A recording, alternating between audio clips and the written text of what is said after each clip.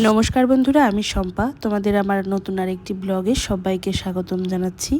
আজ আমি রান্না করছি বাড়িতে ইলিশ মাছের ছোট বাচ্চা যেটাকে বলে, সেটাকে আসলে তোমাদের ওইখানে কি বলে আমাকে জানাতে কিন্তু একদম ভুলো না। ছোটই বলে আর কি, আমার বাড়িতে তো তাই বলে। তোমরা কে কি বলো আমাকে কমেন্টে জানাতে পারো। তো এইটাকে আসলে ছোট বাচ্চা ইলিশই বলে আমার বাড়িতে, তো আমিও সেটাই বলছি। তোমাদের ওইখানে বা যে যেখান থেকে দেখছো সে কিন্তু আমাকে কমেন্টে জানাতে ভুলো না।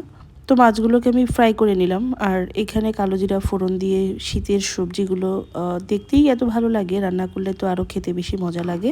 আর এইভাবে রান্না করে খেয়ে দেখো, খুব মজা হয়। আমি নিজে ট্রাই করেছি, তাই তোমাদের সাথেও বলবো যে ট্রাই করে দেখো। তো যাই হোক, এখন আমি ফোড়ন দিয়ে যেহেতু সবজিগুলো একটু ভেজে নিলাম, আর সবজিগুলো ভেজে নেওয়ার পর আমি এখানে দিয়ে দেব মশলা। সেইখানে এই ধরনের কালো জিরা ফোড়নে যে মশলাটা যায়, ধনেপাতা দিব যেহেতু, তাই এইখানে গুঁড়া মরিচ যেটা আছে সেটাও একটু দেব, সাথে হলুদ গুঁড়া, লবণ, তারপর ধনে গুঁড়া, জিরে বাটা, মরিচ বাটা, এগুলো সব কিছু দিয়ে একটু ভালো করে কষায় নিব। কষায় নেওয়ার পর তারপর সেখানে ঝোল অ্যাড করে দিব। আর এই রান্নাটাতে যেহেতু অনেকটা বেশি পরিমাণে ধনেপাতা কুচি দেওয়া হবে, সাথে টমেটোও দেওয়া হবে, তো এই রান্নার টেস্ট অনেক বেশি বেড়ে যাবে কিন্তু এমনিতেই। আর যখন এটা হয়ে আসবে, মাছগুলো যেহেতু মোটামুটি বড়ই ছিল, তাই আগেই দিয়ে দিলাম মাছটা। আর যখনই রান্নাটা হয়ে আসছিল, কমপ্লিট হয়নি, কিন্তু মাছটা দিয়ে দেওয়ার পর একটু ভালো একটা স্মেল আসছিল, পুরো বাড়িটা খুব স্মেলে ভরে যাচ্ছিল। কারণ অনেকের কাছেই ইলিশ মাছ পছন্দ। ইলিশ মাছ এক বাড়িতে রান্না হলে কিন্তু আরেক বাড়িতে ঘ্রাণ চলে যায়।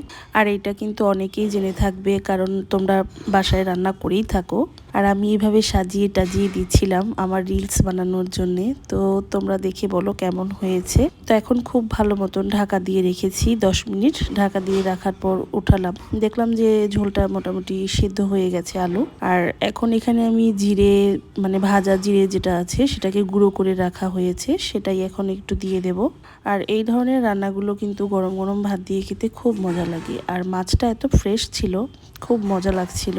যারা আমার রেগুলার ভিউয়ার্স তারা কিন্তু জেনে থাকবে আমি ইলিশ মাছ এখন তেমন একটা পছন্দ করি না, কিন্তু এই মাছটা খেতে মোটামুটি ভালোই লেগেছিল। তবে ইলিশ মাছের মতো এত তীক্ষ্ণ ঘ্রাণ কিন্তু এটার মধ্যে আসছিল না, আমি জানি না কেন। তোমরা যদি কেউ জানো তাহলে আমাকে কমেন্টে জানাতে পারো।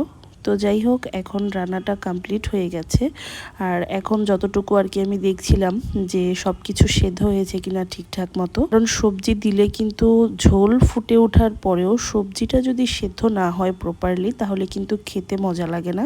তো আজকের ভিডিওটি আমি এখানেই শেষ করছি। সবাই ভালো থেকো, সুস্থ থেকো, এভাবেই আমাকে ভালোবাসা দিয়ে যেও। সবার কাছে বিদায় নিয়ে তোমাদের সাথে পুরোটা শেয়ার করলাম।